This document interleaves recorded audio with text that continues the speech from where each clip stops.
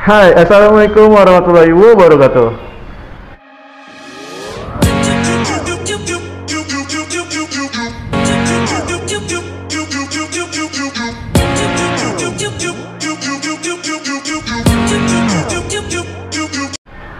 Hai teman anak muda, kembali lagi dengan Apis di sini. Kali ini Apis ingin buat konten tentang mahasiswa baru. Ya, kita akan sharing-sharing nih dengan beliau. Beliau merupakan ketua prodi di Universitas Islam Negeri Sumatera Utara dan aktivis pemuda di Sumatera Utara. Oke, kenalkan, nama beliau adalah Dr. Muhammad Furqon, MKom SC. Sapa dulu Pak, teman anak muda. Assalamualaikum warahmatullahi wabarakatuh. Yes. Selamat siang semuanya. Semoga kita selalu dalam keadaan sehat dan dalam lindungan Allah SWT. Amin. Terima kasih. Oke Pak, di sini kan kita interaksi sharing-sharing nih tentang mahasiswa baru. Ya. Nah, jadi menurut Bapak kuliah itu apa sih di mata ketua prodi gitu? Baik, terima kasih Bang Apis. Jadi saya sebagai dosen juga sekarang hari ini Pak Ketua Prodi dan juga aktif di beberapa ormas sebagai apa namanya untuk penerimaan mahasiswa baru hari ini ya. Iya. Alhamdulillah hari ini memang mahasiswa baru telah masuk ya, khususnya di kampus, semua kampus ya. Saya pikir untuk semester ini dan ajaran ini sudah masuk. Nah, apa yang disebut dengan mahasiswa tentu berbeda statusnya hari ini ketika menyandang menjadi mahasiswa dan ketika menjadi pelajar atau siswa. Namanya juga menjadi maha siswa ya kan menghabis. Jadi namanya maha itu udah menjadi lebih luas. Tapi apa maknanya? Tentu yang berbeda di situ pertama dari sebutan, sehingga disebut menjadi mahasiswa. Yang berbeda adalah di dalam mahasiswa tentu karena sebagai mahasiswa adalah dia terdaftar di universitas atau perguruan tinggi, artinya secara akademik ya, secara pembelajaran juga berbeda dengan ketika menjadi siswa atau sekolah.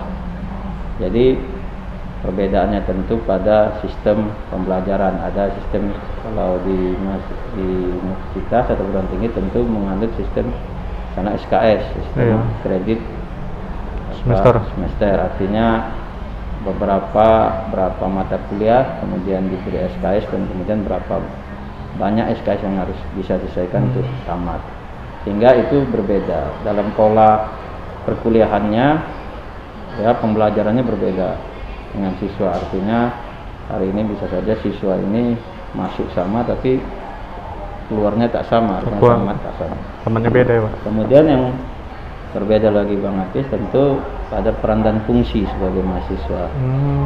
Maka mahasiswa hari ini melakukan fungsi 3, yaitu melakukan pendidikan, melakukan penelitian dan pengabdian kepada masyarakat.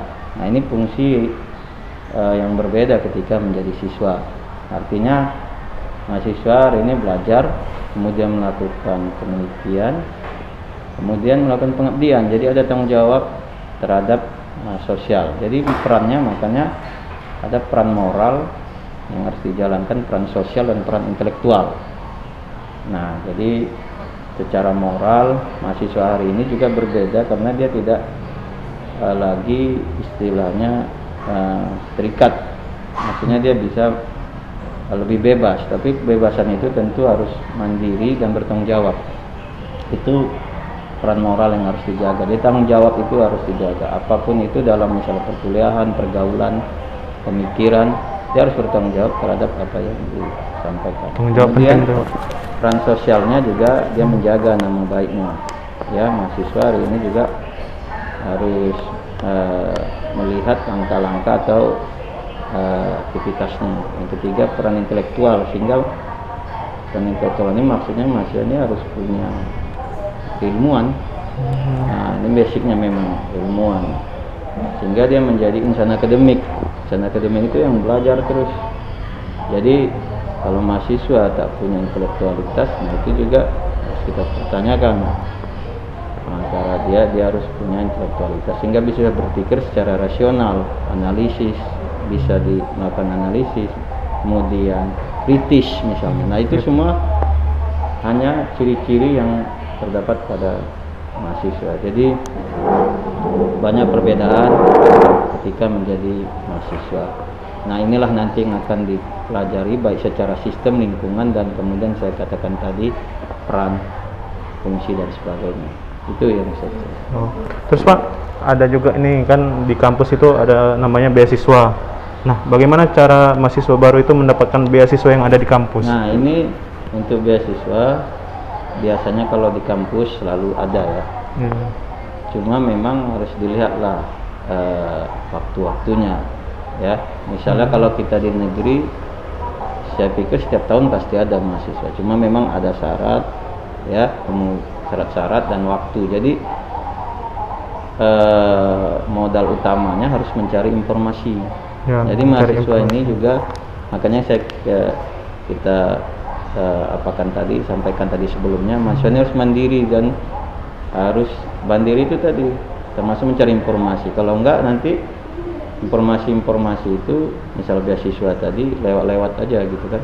Iya. Artinya dia tidak tahu atau syarat-syaratnya tidak mencukupi, itu kan harus dia penuhi. Insya Allah selalu ada beasiswa setiap tahun dengan cara mencari informasi di kampus. Jadi mencari informasi itu bisa langsung ke bagian akademik atau tanya ke senior-senior yang sudah pernah memperoleh itu di bulan berapa, apa syaratnya. Insya Allah itu berhasil.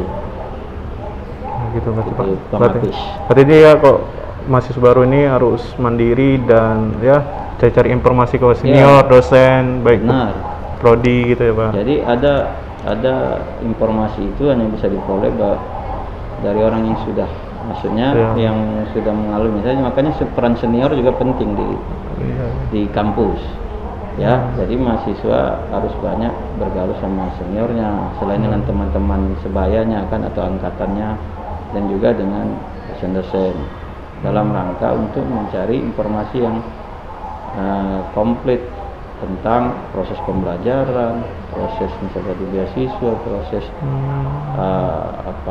aktivitas-aktivitas lain lah, termasuk organisasi mahasiswa dan kegiatan-kegiatan keterampilan yang dilakukan oleh klub-klub mahasiswa misalnya. Makanya itu mereka harus banyak berteman lah, kalau saya katakan kalau menjadi mahasiswa. Perbanyak relasi, berteman, banyak bergaul, banyak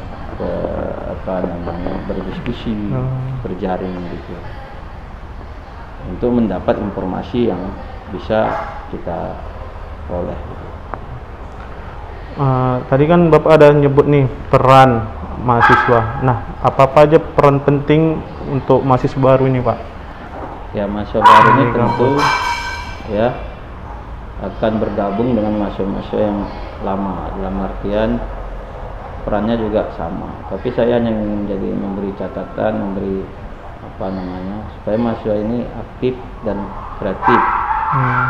Ya, karena sekarang lagi zaman evolusi industri 4.0 ini menuntut mahasiswa itu harus aktif dan kreatif.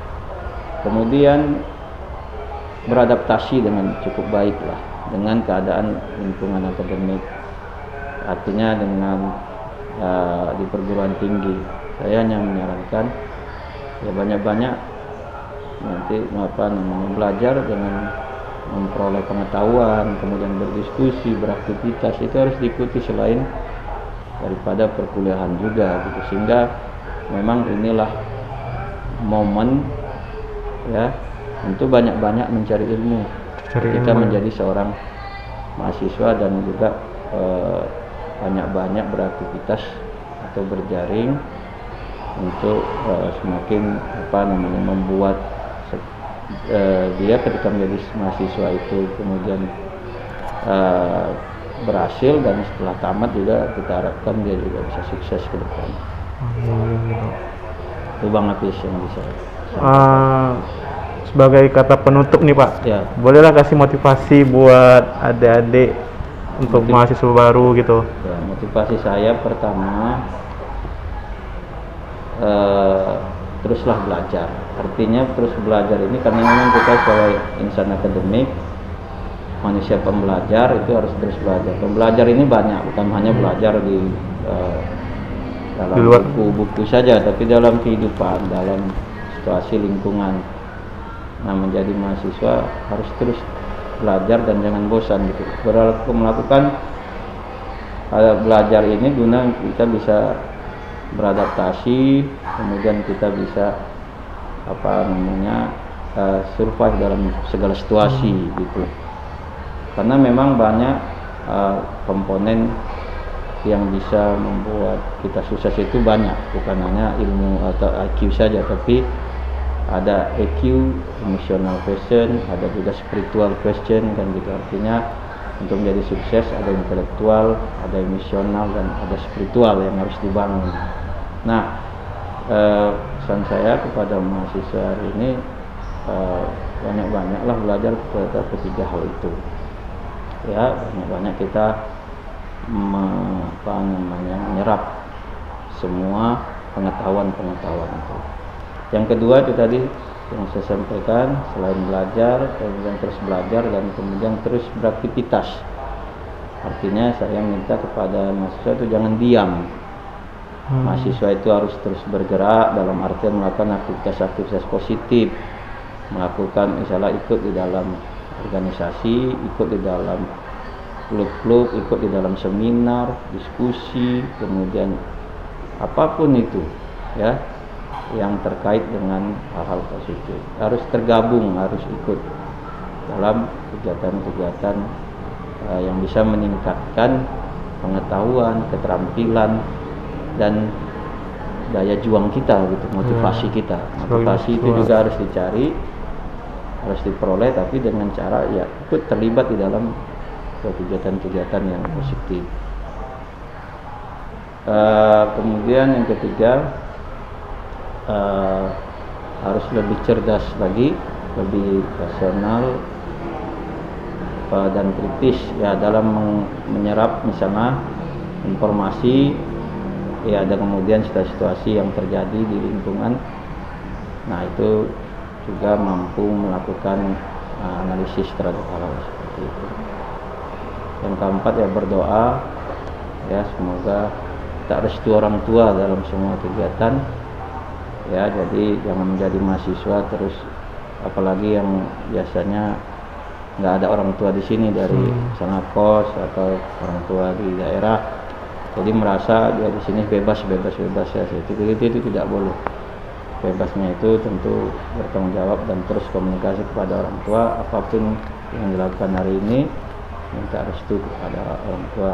Tentu kita berharap itu diridhoi oleh orang tua dan Allah juga meridhoi apa yang dia cita-citakan selama perkuliahan. Saya pikir itu yang bisa saya sampaikan, Bang Hafiz.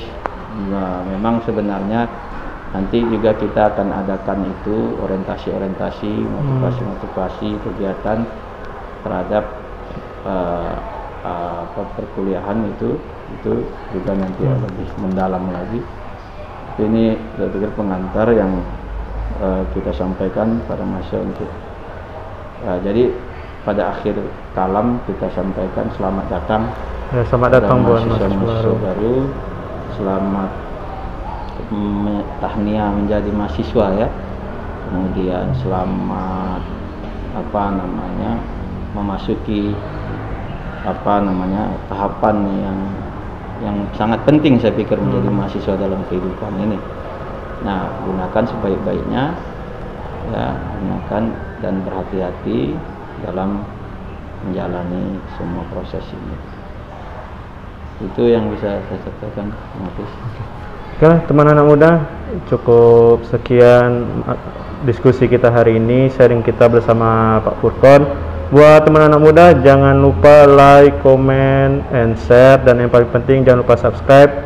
Dan cukup sekian konten hari ini. Terima kasih yang udah dengerin, dan mohon maaf bila ada kata yang salah. Wassalamualaikum warahmatullahi wabarakatuh. Waalaikumsalam warahmatullahi wabarakatuh.